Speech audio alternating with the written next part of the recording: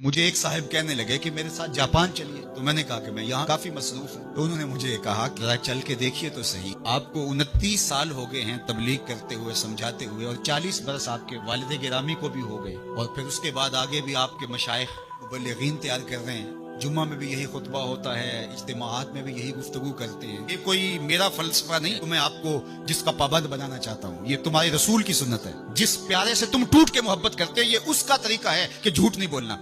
कहा समझा समझा के 29 साल जिस कौम को हो गए हैं, आप जापान में देखिए वो कर रहे हैं। ये तो कर चुके हैं, वो किसी दगा नहीं करते, झूठ नहीं बोलते, किसी से फराड नहीं करते। उनकी माँ की गोद से तरबियत मिली कि झूठ नहीं बोलना। यार जब बच्चा होता है कच्ची क्लास के अंदर, तो उसको पूरने डाल के दिए जाते हैं, आपको अगर याद हो तो, और उसके ऊपर वो लफ्ज लिखता है, और वो मैट्रिक तक चला जाए, अभी तक पूरने ही जो है उसको डाल के देने पड़े, तो फिर वो किस तरह मास्टर करेगा। यार अभी तक हम सच बोलने के आदी नहीं हुए, पूरी कायनात के अंदर मोहम्मद अरबी का दीन कैसे पहुंचाएंगे।